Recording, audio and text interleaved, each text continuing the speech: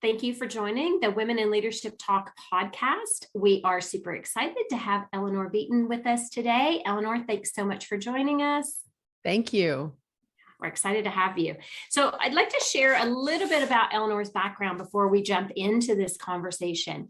She is the founder of Safi Media, and it's an education and coaching company for women entrepreneurs.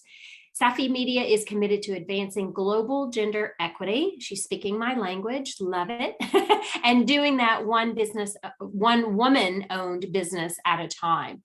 Eleanor also hosts her own podcast, which is Power Presence Position Podcast, and it is actually top ranked of women's or female podcasting with over 1.5 million downloads, which is amazing. Like, kudos to you, Eleanor. That's fabulous. Thank you. She's also the former chair of the Visiting Women's Executive Exchange Program from Yale University or Yale School of Management.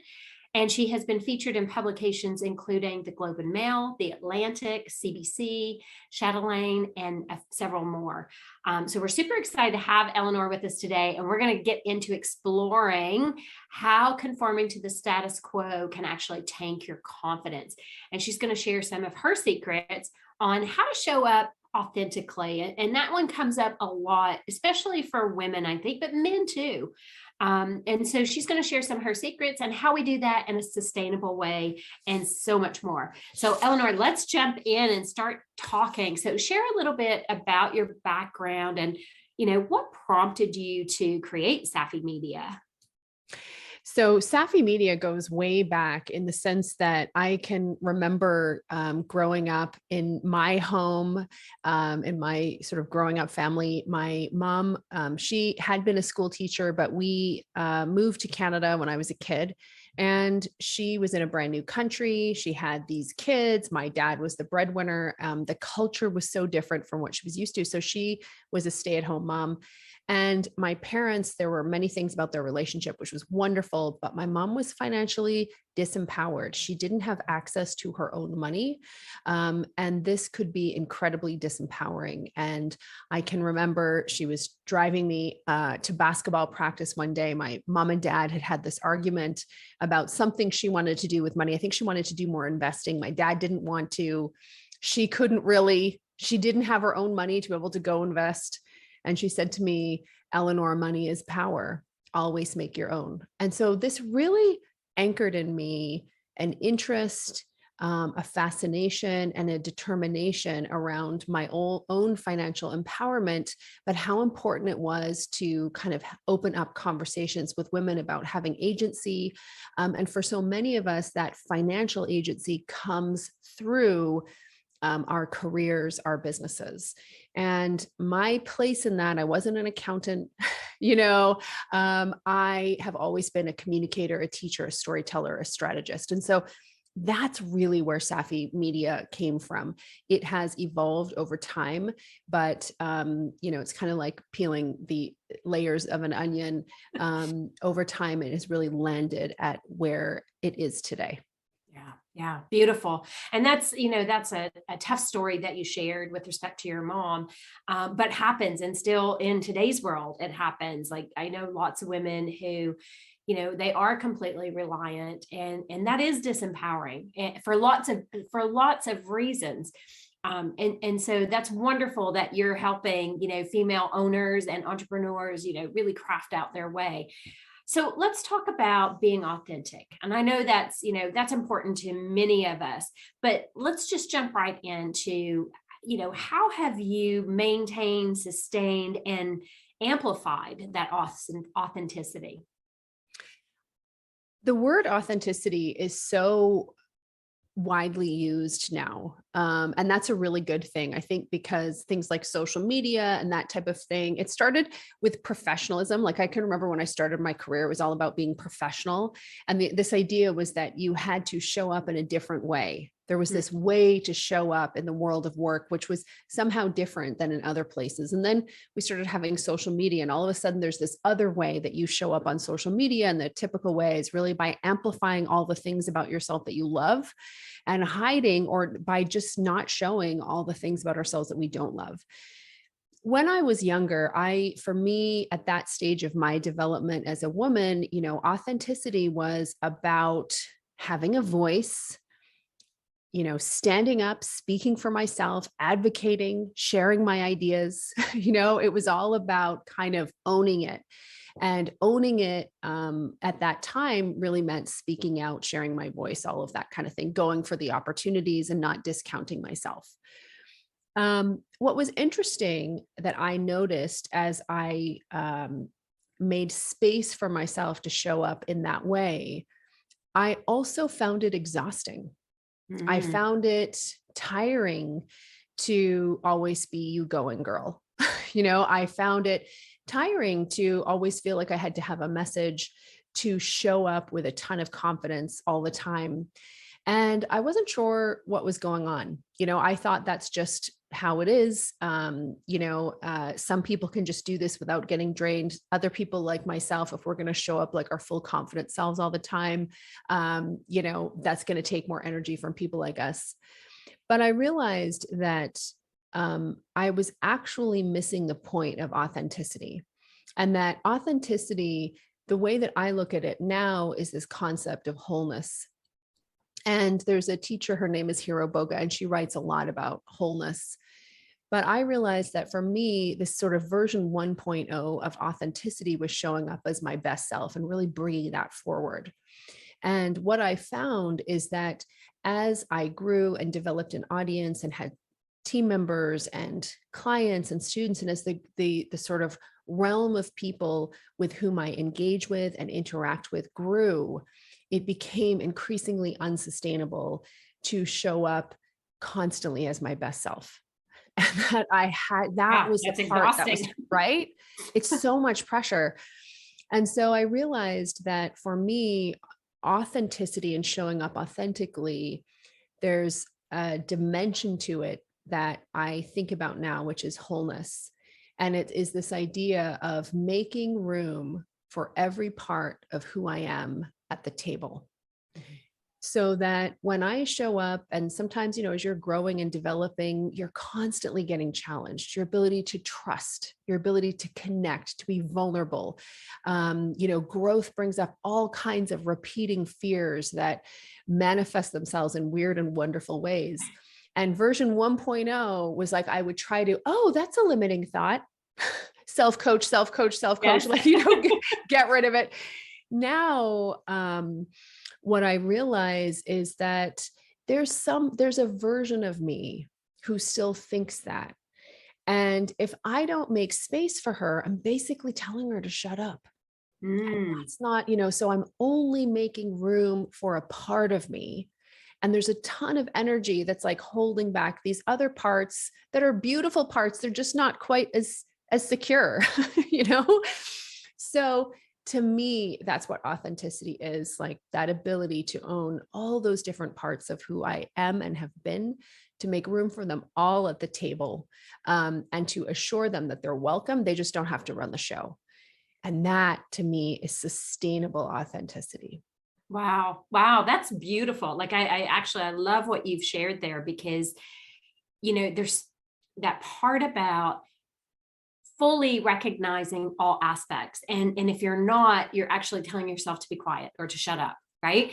And that is huge. And I've never even thought of it that way. Like, so how would you guide our listeners, just to tap into that wholeness so that they can be authentic?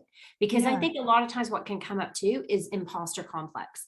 When you were sharing part of that, my brain was going, okay, yeah, I can see how imposter complex would, it would raise its head at that moment.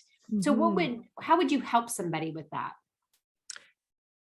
Well, I'm here sitting at my desk, and on my desk, I have this picture. And so this is me at age 4. Okay. And there's I'm holding my chicken, Polly. She was a really great pet. What that was. I know. So the reason that I have that picture there is because it reminds me to check in, not just with the thought or the thing that I'm thinking that might give me imposter syndrome or whatever it is, but to really check in when I'm feeling insecure about something, when I start to feel disturbed, afraid, threatened, insecure, just the range of emotion like that, to rather than to get into sort of coaching myself immediately, or using these skills that I have as a coach, to kind of dissolve those limiting thoughts. Rather, my advice would be to pause and ask yourself, who's saying that? Yeah. Like, whose voice is that?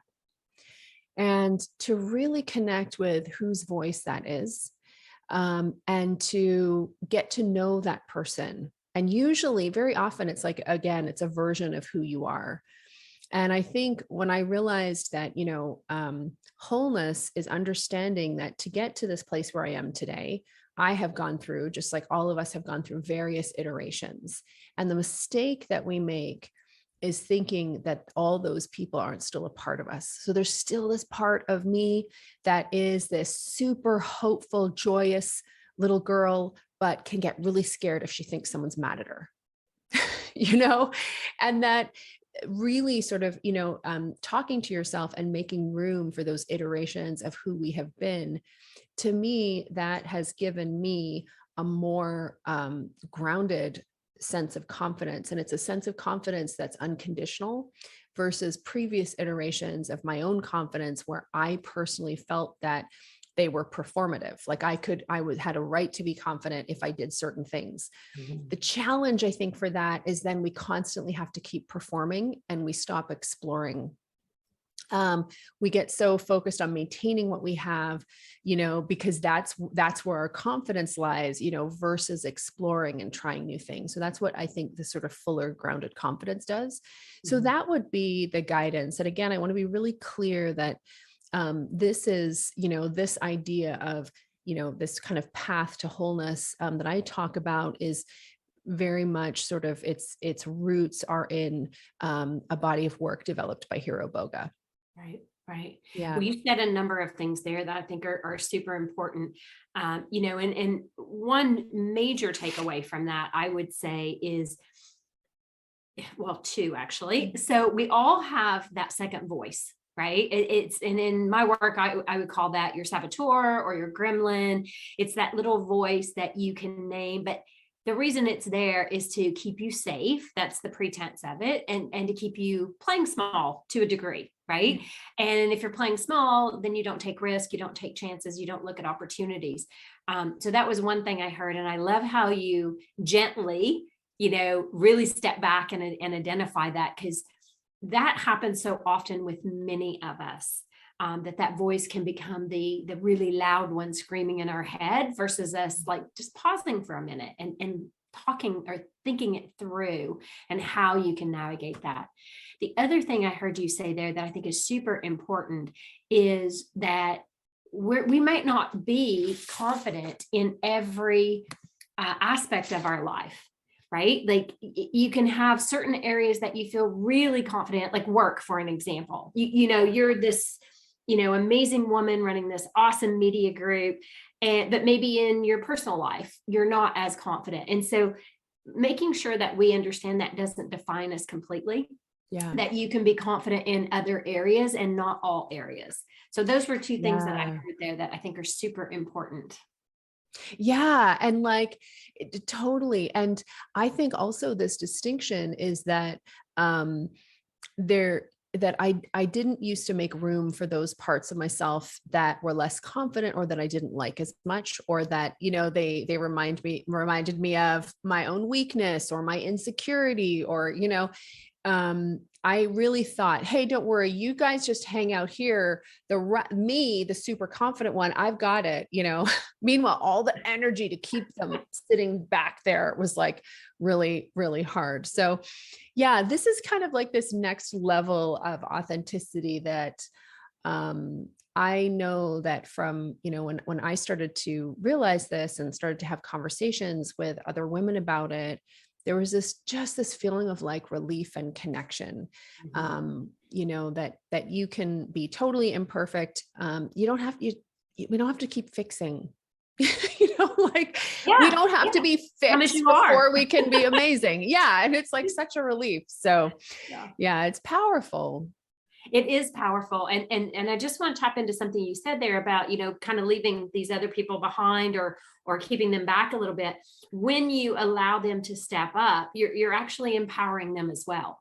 Right. Yeah. And you're building their confidence when you're trusting and you're saying to them, hey, I value your thinking. I value, the opinions or the ideas that you're bringing to the table.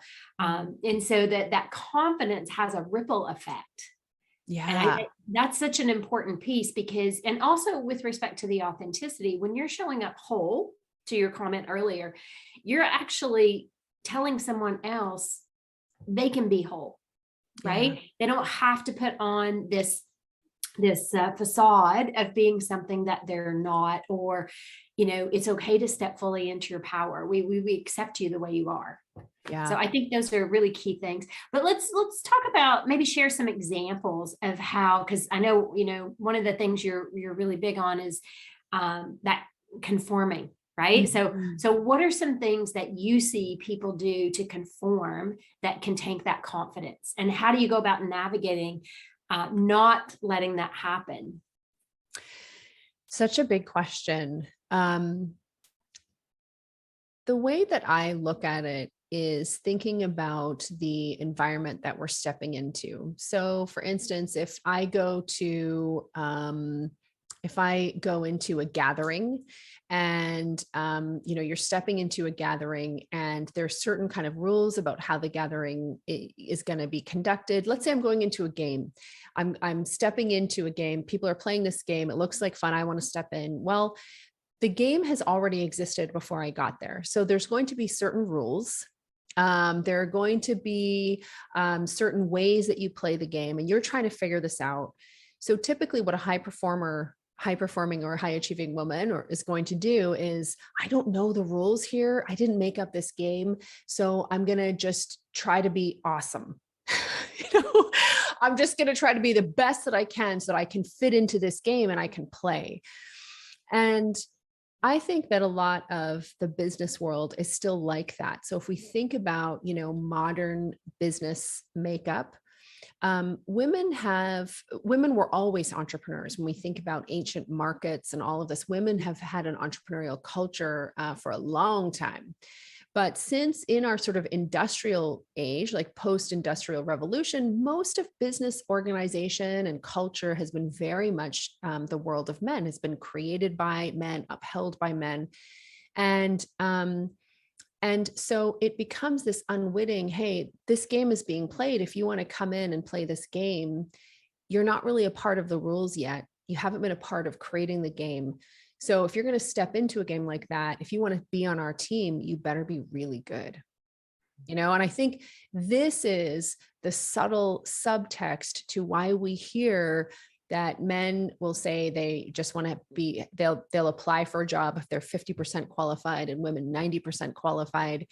There's this cultural context that's super important, So when I talk about conforming to the status quo, the challenge is that it tends to disconnect us from our natural instincts. Mm-hmm. And we just try to be really good to fit into a game or a culture that actually we didn't have a hand in creating. Mm-hmm. When you combine this with other research that I've done that looks at, for instance, why women buy things.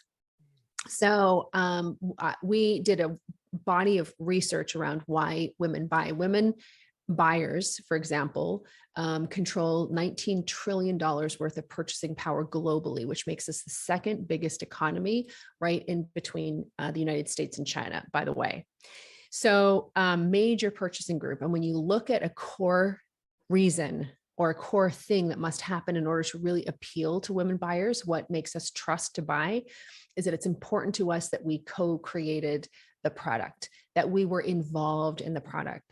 So now we think about this, right? We've got a business culture that we aren't always necessarily involved in co-creating, but our natural preference is to be involved and co-create the things that we invest in. So you can start to see how conforming to the status quo tanks our confidence, or it can tank our confidence, because it is in direct, it is directly sort of against our natural way of doing things. Now, I know I'm getting pretty conceptual here. No, that's a great example, actually. Right? Like I think this is anywhere where you are trying to be picked in a game that you didn't really have a hand in creating. It can set up a lot of challenges. It can open the door to things like imposter syndrome, because it's legit. You actually don't belong there because you actually weren't involved in creating it. So it's not like we have to get over it. It's really like, how do we start to create and actively become involved in shaping the cultures in which we want to be successful? Okay. So part of not letting that happen then is to, what I heard you say there, is start to create your own culture, create your own, business, if you use that analogy, and your own relationships, because the situations are actually impacting your confidence level in the way that it's being played today. Did I get that right? Yeah, absolutely. And we start to see examples of this. For instance, like, we know that the rate at which women are leaving corporate jobs and starting their own businesses is increasing. It's huge. Why is that? Because the truth is, a lot of those women will not come close to replacing their corporate salaries. That's just the fact, and they may hope, and we want everybody to, but the reality is these women are leaving usually just before the peak of their career. And so we know that some will do incredibly, many will not replace those big corporate salaries. So why are they leaving? And it's because money isn't the only thing. It's that autonomy, the freedom, the ability to have a hand in the creation of what your daily work life is. So we see that. Another thing that we see, for instance, in networking, there's been research into what makes the most effective professional network for women. And for men, it's really important that they have these big networks, for women. But if you think about this massive network, you can't really shape that. But you can really actively shape and create smaller networks where you have some really trusted confidants. And we know that when you look and trace the career, research shows us that very successful women, it's not just that they have massive networks, it's that they have this cadre of like ride or die sisters, typically, who are supporting each other. So they've created a bond, tight bonds between small groups of people that they have actively been able to shape. So there's just sort of the implications, I think, of this idea of creating the culture in which you operate is really powerful. And when we don't have the ability to do that, it can tank our confidence if we don't recognize what's happening. Okay. So I would challenge a little bit. Yeah. I like what you've said there. And I would say that that's been true in the past, especially quality over quantity, for sure. But that's also been one of the areas, I think, that have impacted women, because men have been very successful because they've had these broad, vast networks. And if women aren't expanding those networks, then they're not being seen in a lot of cases, right? For opportunities. So it's, I guess my question to you there is, how do you balance that, right? Because you don't want that to harm women. And they, I've seen it for myself, and clearly you have too, that, with the work you're doing, you're impacting a very large group or a large audience, which brings opportunity to you. Right. It has an impact. So I just love to hear your thoughts on that. How do you balance that? Well, I'll give you an example. So typically when you think about how men have built those broad networks. So the conventional wisdom is for a lot of men, you need to have, where they're going to be really successful, and the kinds of networks that they have are these super broad networks, often that they've built through putting in a ton of time one at a time at networking events. And the challenge when you start for a lot of women who don't have the time, inclination, or desire, to network in that way. And so it becomes this catch-22, which is like, actually, you have to go against your instincts.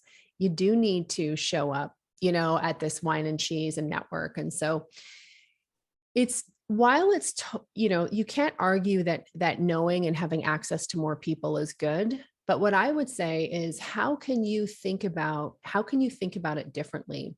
So I would look at, for instance, it's common. I'll often have people that I don't know saying, hey, would you like to collaborate?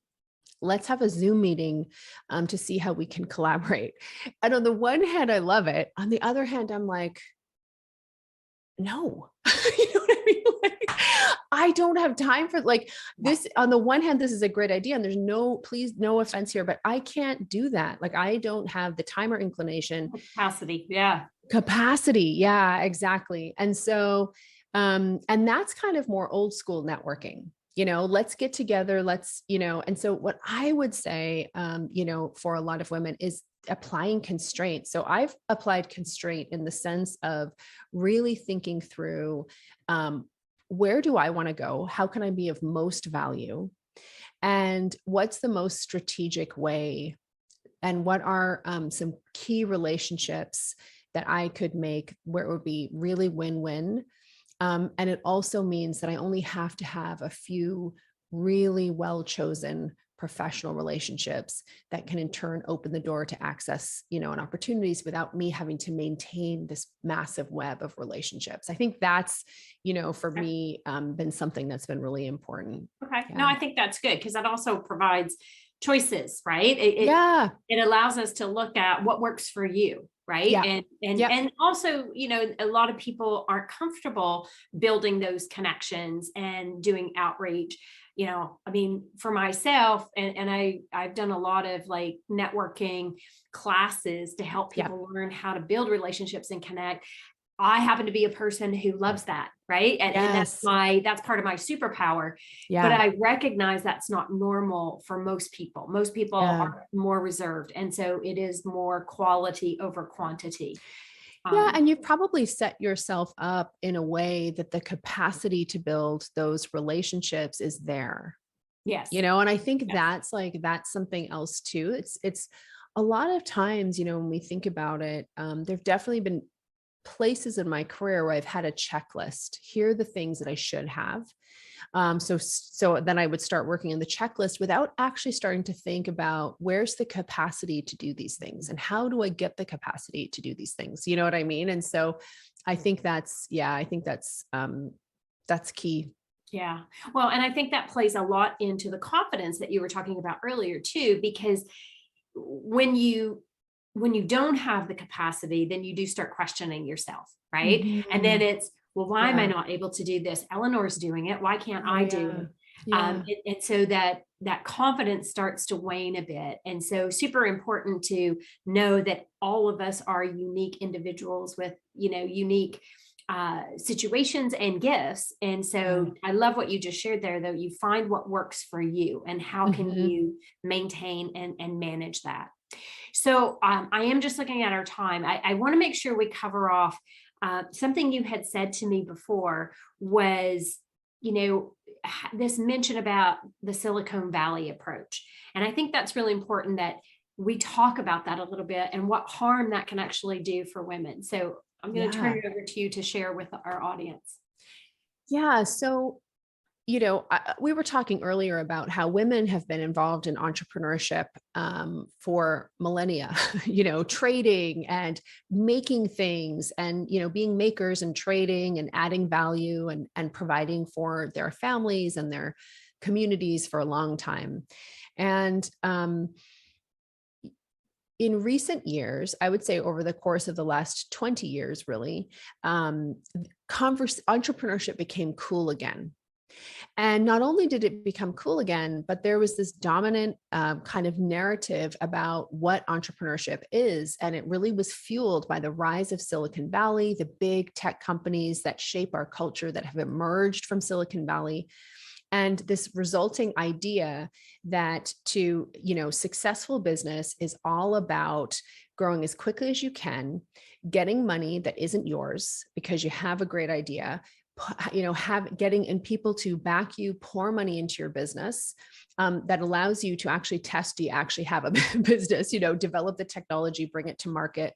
We know that of the investments that go in, most will go nowhere. A small percentage will be big winners. So it's a massive waste. It can be looked at as a massive waste of capital, but this is how we look at, modern entrepreneurship.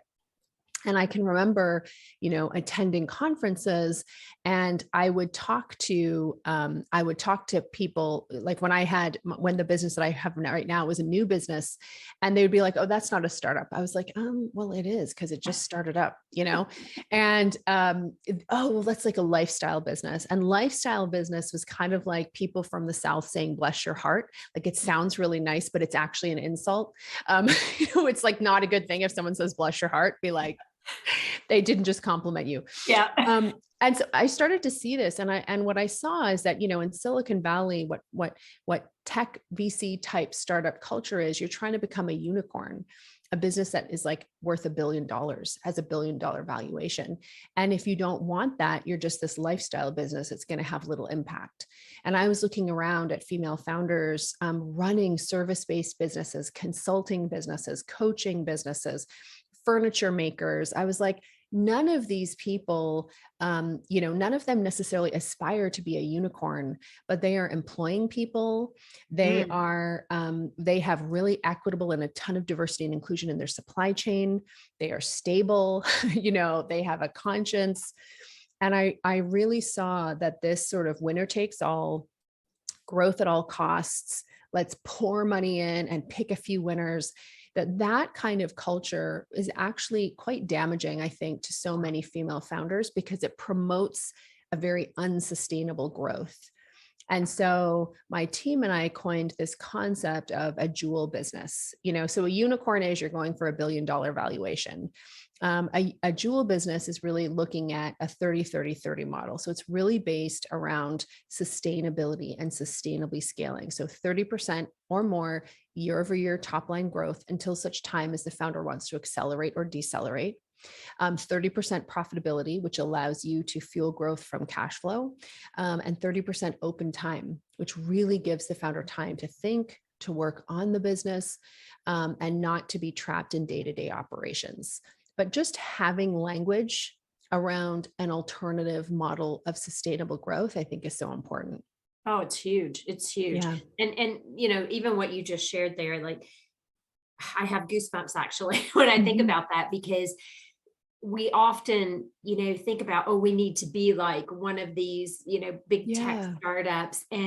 But what is that doing to our society? I mean, what you just shared about the jewel business, like, or the jewel entrepreneur, like that service or that servant leadership that's happening at a local level, and sometimes, national level, sometimes international level, can be massive. And women do get penalized a lot for that, because it's hard to get funding if you're looking, right? So you have to do cartwheels to even get somebody to back you for something that would be hugely sustainable and have a really strong impact on our environment, on humanity, etc.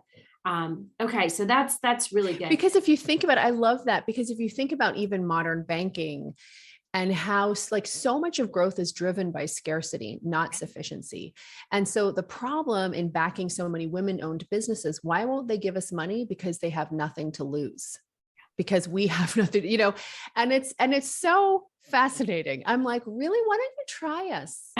Why don't you try us? Why don't you guys get good at looking at business plans and try us? And rather than being super afraid that you can't take our inventory, why are we the ones who have to change our businesses? Why don't you change? Because again, 19 trillion in purchasing power, 90 trillion projected by next year, 90 trillion in private wealth, which means about 34% of global wealth controlled by women. You don't want a piece of that? Sounds to me like you don't know how to run a business. Yeah. Well, I'm so with you. Yeah. And you do see a little bit of that changing. Like, I've met some amazing women who have actually started funds that are specific to women. Yep. Like one woman I've, she and I have become acquaintances, friends, Yeah. and her focus is on Black and Latino women, right? Because she sees all these amazing businesses that they are creating and they can't get funding. And so Yeah. she's putting money in to help them, scale their business, which is phenomenal. And there's another woman here in Canada who is doing incredible disruption. Like I love it. But same thing, her focus is on how do I help women grow their businesses, and there's lots of others, CEO, the fourth But floor. it's so interesting, right? Because if you think about, if you take it back to the status quo, they're leaving the status quo. Yeah. To create these things. It's like, it's not happening inside status quo funding organizations. It's happening outside. Yeah. And it's powerful and it's interesting. I'm so curious to see, where does this take us? Like, what does this look like in 50 years as you have these women saying, you know what, I'm not going to try doing it in this model anymore. I'm not going to try to morph myself into this model. We're just going to go over here and do it completely differently. Yep. It's fascinating. Yeah. It is fascinating. And I think it'll happen in faster than 50 years, to be quite honest. I hope so. Because I think the systems are starting to break down. And Yeah. we've seen a bit more of that even during COVID, how systems are breaking, right? Yeah. And people are questioning, how do we do it different? How do we do it better? Which we could do a whole podcast just on that. Yes, totally. Yes. So again, I'm cognizant of our time and I don't want this to end, but two things, Eleanor, that you would share with our audience, they can walk away with today that will help them implement and help them build, more confidence. What would those two things be? Okay. Number one, have a photograph of a younger version of yourself on your desk and, give her pep talks, make her welcome in your path, as an evolving and transforming leader. Talk to yourself, bring all of yourselves along with you. I think that's kind of the first thing that I would really offer. And the second thing that I would offer is to really make time, as regularly as you can, every day, every week, make time to connect and check back in with yourself. I think about it like a pain audit. Really go through how are things going? Where are you uncomfortable? Where are things challenging? Where are things working really well? Just kind of that gentle check in with yourself. I find so often, as women, we're very open and pursuing tons of knowledge and insight from others. And I've always been all about that, but really taking the time to check in with ourselves and our own wisdom and insight. I think that's something that's so powerful and valuable and that we need to do even more. Yeah. Brilliant. Love it. Yeah. Love it. Love it. I'm just going to add one thing to that because I love what you shared about even the picture. I think that's such a fabulous idea. The other thing, because women, we don't brag about ourselves. We don't even recognize and celebrate our wins. And what you just shared there is so important. And I do share this with my clients, that so important. Create your own brag book. Right? Because you can reference that brag book and go, yeah, I did do this. Yeah, I did do that, because we don't always see it as our accomplishments. And it's so important to remind yourself of the wonderful, awesome things that you do. Even if it can be as simple as you've had a book sitting on your nightstand for 3 months and you've picked it up and read it. Good on you, because you found place and space to do that, right? So awesome, great, brilliant suggestions. So I want to open up to our audience to see if we have any questions, because we're going to have to wrap up here in about less than 10 minutes. So feel free to turn on your screens and turn off your mute so that we can see you and hear you. So what questions do we have? Everybody likes to be shy when it comes to question time. We just did such a thorough job covering everything. Yes. And if you're not comfortable speaking up, you can put it in the chat. Feel free to do that. But we'd love to have any questions that you'd like to have answered today.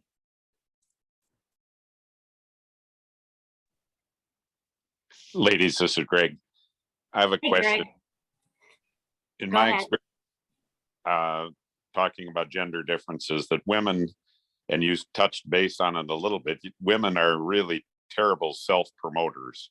men, I think, tend to be much better at that skill than females. What coaching tips would you give to females to learn to be better self-promoters and to really, like you said, build your own personal brand? That's such a good question. Do you want me to take a stab at it, Vicki? Yeah, go ahead. It's your time. That's such a great question. I mean, I think that here's how I would answer that, because I think there's a ton of fantastic personal branding advice out there right now, and teachings about, applying for awards, putting yourself forth as a speaker or a panelist, that kind of thing. I actually think one of the most powerful things that you can do is to think about what are the bigger conversations that are happening right now that I want to be a part of. What's the big, and especially when those bigger conversations connect to a larger mission that you have. So let me give you an example. I was telling off the top about just this experience that I had seeing my mom. So many things were great in her life, but she was just financially disempowered because she didn't make her own money. And there was like this fire of determination in me. And so when we think about self-promotion and building a personal brand, on level one, it's about, here's who I am. These are the qualifications that I have. These are the wins that I've had. And I think that's fantastic. I think another way, sort of level two, is, and here's the change I'm trying to create in the world. Here's the big vision I'm working toward, and sharing that and talking about that. It really elevates the conversation. It puts those wins and qualifications and awards and, all of these other things that are so important. It puts authority in context, because authority without mission creates one kind of promotional energy. Authority, you know what I mean, and wins that are there sort of connected to that bigger mission and vision, that is a powerful combination. And what you have there is that ability to influence and get people behind you, and so I think I would offer that, really thinking specifically, what are the big cultural conversations that are going on right now? What's kind of my larger mission, and how can I start participating in that conversation? And you'll find very often that, when I see people doing that, they become relevant to a larger group of people, and that allows their wins and accolades to be seen and valued by even more people. Mm-hmm. Yeah, that's excellent. I would just expand on that a little bit too, because I love what you said there, but also consciously finding individuals who are involved in that type of mission that you can seek out to have those conversations with and introduce you or bring you to the table. Because sometimes you need that, even though it's self-promotion, you got to start with the self-promotion, but you sometimes need an advocate who can help you get to the table. Yeah. So I think that's a really important aspect of it. Great question, Greg. Yeah. Any other questions from our audience?